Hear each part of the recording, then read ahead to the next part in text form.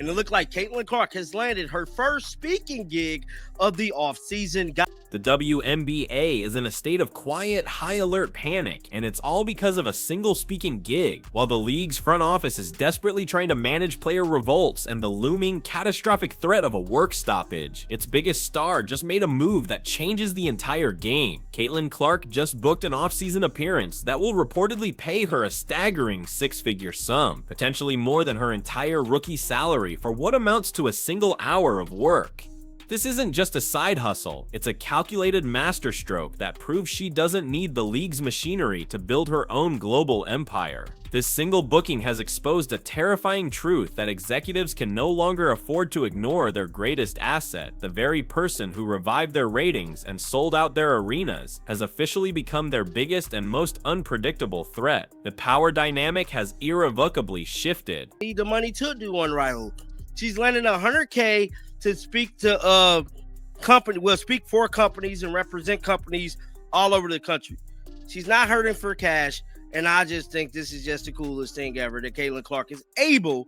Just as the dust from the season settled, news detonated across the sports world that confirmed what many had only speculated about. Caitlyn Clark was officially announced as the featured speaker for a highly exclusive, top-tier corporate conference. To be clear, this is not a local school assembly or a charity autograph session. This is an auditorium filled with the titans of industry, CEOs, venture capitalists, and old money executives who operate in a world of nine-figure deals. The announcement instantly validated the rumors about her speaking fee, a jaw-dropping six-figure number that positions her among the most sought-after public speakers on the planet. For a single appearance, she commands a paycheck that dwarfs what many of her highly talented peers and even seasoned veterans earn over an entire grueling WNBA season. This move elevates her from superstar athlete to a blue-chip corporate asset. Biggest conversations last offseason was Caitlyn Clark $100,000 an hour speaking gigs. Well, I'm here to tell you she is not taking long getting back to work, raking in the cash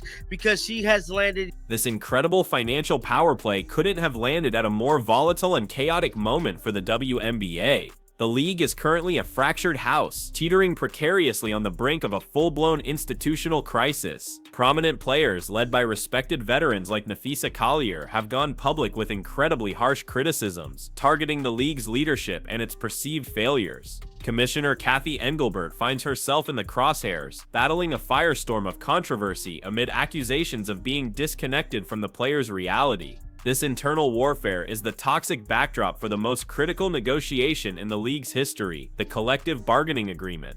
With the CBA set to expire, the very real threat of a lockout looms, a self-inflicted wound that could halt all the positive momentum the league has gained. It looked like Caitlyn Clark is headed to Long Island Association, bro.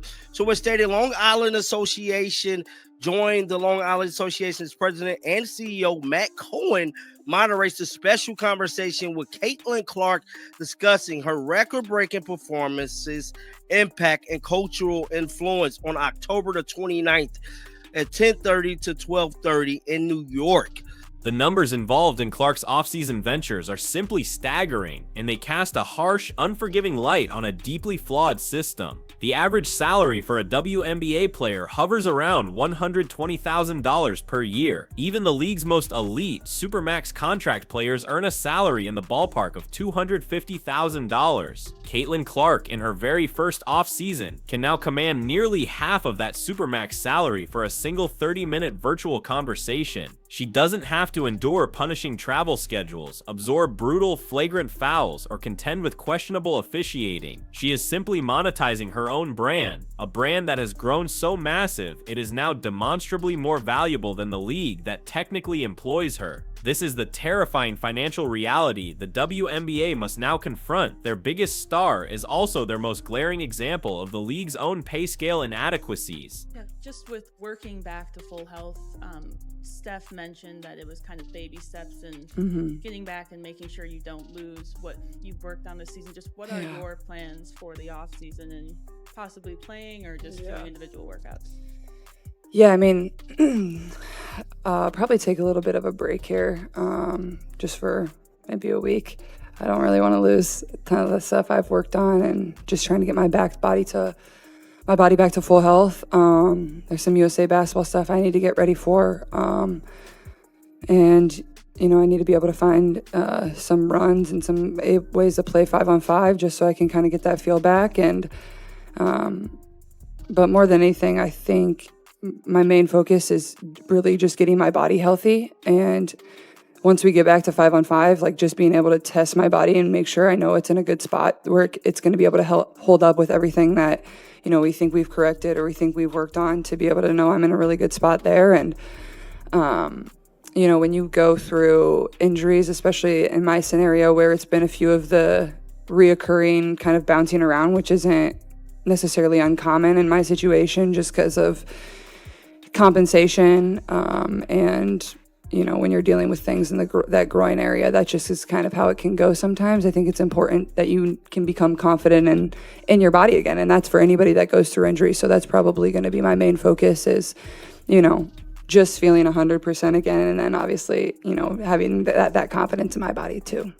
This speaking tour is far more than a lucrative way to spend the off-season. It's a calculated, devastatingly effective, and undeniably brilliant power move. Every single corporate contract Clark signs is a quiet but firm declaration of her independence. She is sending a clear, unambiguous message to the WNBA's executive suites. My success is not dependent on you. While other players are locked in a desperate and necessary fight for a slightly larger piece of the league's pie, Clark is in a different stratosphere, busy baking her own, exponentially larger pies. She is architecting an empire on her own terms, an enterprise that exists and thrives completely outside of the WNBA's jurisdiction and control. Her personal brand is no longer just an asset within the league. It is now a powerful entity in direct competition with it. The offseason also heralded the arrival of Unrivaled, an innovative 3-on-3 league founded by WNBA superstars Nafisa Collier and Brianna Stewart. It was designed to give players a high-paying domestic option to supplement their incomes.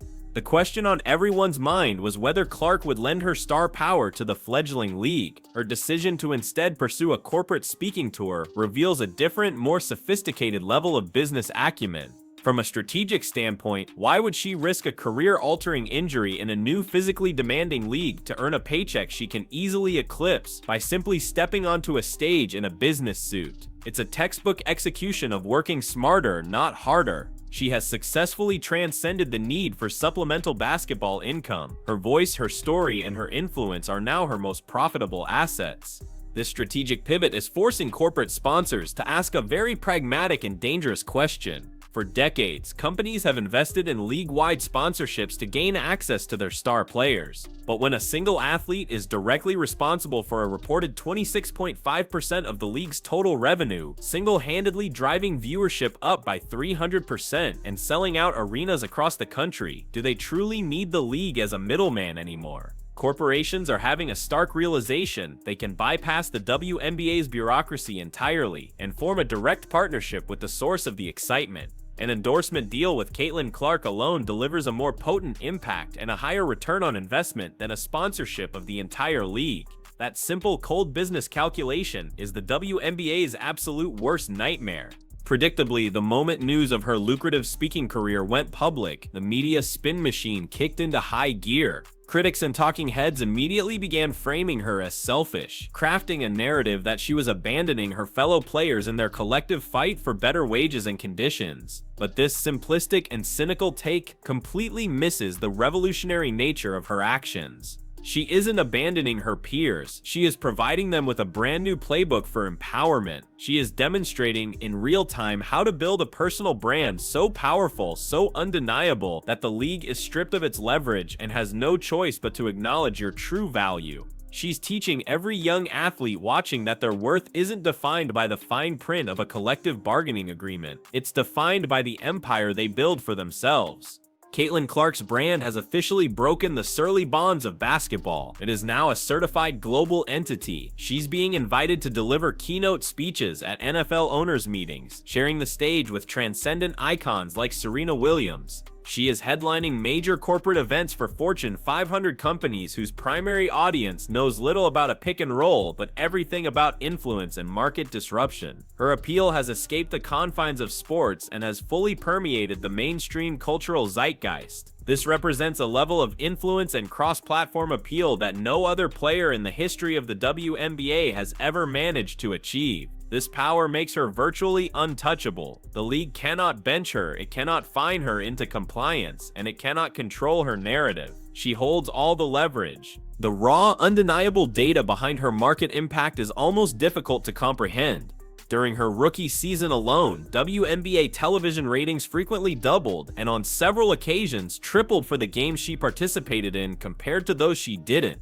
Official league merchandise sales skyrocketed by an astronomical 500%, driven almost entirely by her jersey. Teams that were accustomed to playing in half-empty arenas were suddenly experiencing unprecedented sellouts, not just at home, but on the road, all because of the Caitlyn Clark effect. She is, without any exaggeration, the singular economic engine that powered the most financially successful and visible season in the WNBA's entire history. And now that engine is humming along powerfully and independently, serving as a constant glaring reminder to the league of just how much they depend on a single 23-year-old from Iowa. But perhaps the most cinematic and dramatic element of this entire saga is the timing. Clark's highest profile speaking engagements are scheduled to take place precisely as the clock ticks down on the WNBA's collective bargaining agreement deadline. The league could literally vote to initiate a self-imposed lockout, grinding all basketball operations to a screeching halt at the exact same moment their most famous player is standing on a brightly lit stage in front of a room packed with millionaires and billionaires, delivering a speech about leadership, success, and the power of building an independent personal brand. You simply could not script a more perfect storm of poetic justice. It is a powerful split-screen moment that perfectly encapsulates the central conflict, a league mired in turmoil and internal conflict, and a star who is thriving and ascending far beyond it. This dual existence makes Caitlyn Clark completely and utterly lockout-proof, an untouchable figure in the impending labor war. If the league shuts down and the arenas go dark, her income streams will continue to flow unabated. In fact, one could argue that her market value would actually increase, as she would become the sole focus of women's basketball in the public consciousness. She no longer needs the WNBA's seasonal platform to remain relevant or wealthy. She brings her own massive platform with her wherever she goes, be it a corporate ballroom or a social media post. This financial and cultural invulnerability grants her an unprecedented amount of leverage. She can advocate for the players' demands from a position of absolute financial security, a rare luxury that no other player in the negotiation can truly claim. Imagine for a moment the scene from inside the WNBA's headquarters. The league is staring down the barrel of a potential work stoppage that could alienate its newfound fan base. The commissioner is being openly and relentlessly criticized by her own star players on public forums. The media headlines are dominated by dysfunction, chaos, and conflict. And right in the middle of this escalating crisis, the one individual who can generate positive press and drive massive revenue for them is thousands of miles away, collecting a fortune from powerful corporations who seem to value her more than the league itself does. This scenario is, without a doubt, their single greatest fear brought to life, the emergence of a star who has become bigger, more powerful, and more culturally relevant than the league she plays for. This is the well-trodden path to true legendary status, a path carved out by those rare athletes who became global icons. Michael Jordan didn't just play for the NBA, he built the Jordan brand, a multi-billion-dollar empire that transformed Nike and elevated the league's global profile. LeBron James co-founded Spring Hill Entertainment, a media conglomerate, while still playing at an MVP level. Serena Williams transcended tennis to become a venture capitalist and a force in fashion and advocacy. Caitlyn Clark is meticulously following that same blueprint for transcendence. She is proving she is not just an athlete, she is a businesswoman, a brand strategist, and a cultural phenomenon. Her speaking tour is the first major step in building a powerful enterprise that has nothing to do with a basketball. And that is the ultimate game-changing lesson embedded in this off-season power play. She isn't just selfishly enriching herself, she is demonstrating a revolutionary new pathway for athletes everywhere to seize control of their own careers and destinies. She is showing them that true, unshakable power doesn't come from painstakingly negotiating for a slightly better contract within a restrictive system. It comes from building a brand so influential, so commercially viable, and so independent that you are no longer required to negotiate. At that point, you are the one who sets the terms. You dictate your value to the market, and the market responds accordingly. This seismic shift leads us to the most consequential and game-changing question of all. For its entire existence, the league has operated under the fundamental assumption that the players need the WNBA for legitimacy and exposure. But Caitlyn Clark's strategic moves are forcing everyone, from fans to executives, to confront a terrifying new reality. What happens when the WNBA needs a single player far more than she needs them? What happens if she decides to take a season off to focus on her rapidly expanding global brand? Or worse, what happens if she decides her business ventures are more lucrative, fulfilling, and less physically taxing than playing in a league that has been perpetually mired in drama and conflict? The point of no return may have already been passed. Beyond the boardrooms and balance sheets, another, more subtle conflict is brewing, one that takes place in the locker rooms and on the court itself. A phenomenon of this magnitude creates a delicate and potentially explosive dynamic. When one player's star shines so brightly, it inevitably casts a shadow over others, breeding a silent tension that the cameras rarely capture.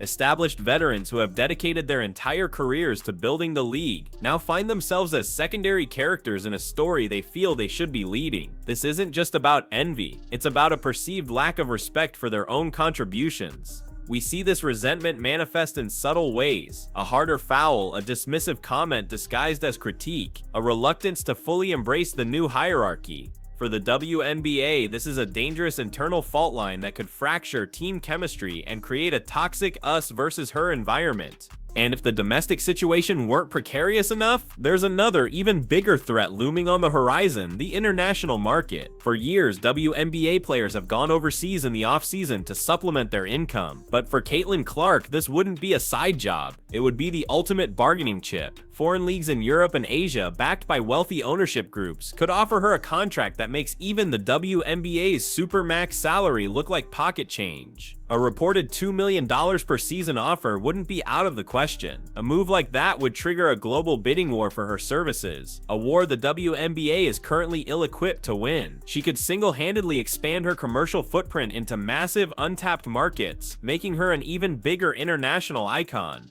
This isn't just a hypothetical, it is the nuclear option in her back pocket, a constant unspoken threat that could relegate the WNBA to a mere footnote in her legendary career. The speaking tour and corporate partnerships are just the first phase. The final evolution for a brand this powerful isn't just to make money from the system, but to become the system. The endgame for Caitlyn Clark isn't to be a better paid athlete, it's to be a media mogul. Following the path of LeBron James and his Spring Hill company, Clark is perfectly positioned to create her own production house, one that would allow her to control her own narrative completely. Imagine a Netflix docuseries produced by her, giving fans an unfiltered look into her life, or a podcast network that elevates the voices of other athletes. Instead of being the subject of endless articles and debate shows, she would be the one creating the content, shaping the conversation, and profiting from it directly.